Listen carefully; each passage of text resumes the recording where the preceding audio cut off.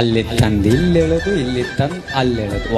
ಒಂದು ಬೆಂಕಿ ಹಚ್ಚಿ ಹೋಗದ್ರಂದ್ರೆ ಅದು ಬಗ ಬಗ ಬಗ ದಗ ದಗ ದಗ ಉರ್ದ ಹೋಗ್ಬೇಕದು ಮನ್ಯಾಗ. ಹಂಗ ಯವ್ವ ನಿನಗೆ ಗೊತ್ತೇ ಇಲ್ಲನೋ ಅಣಕೋತ ಇಡೀ ಊರು ತುಂಬ ಡಂಗರ ಸಾರಿರ್ತಾರ.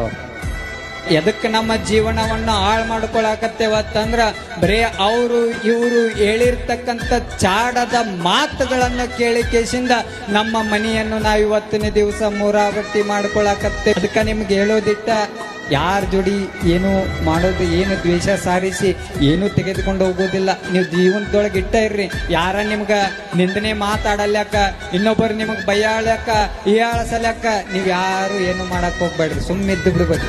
ದೇವ್ರಿದ್ದಂಗೆ ಇದ್ದು ಬಿಡ್ಬೇಕು.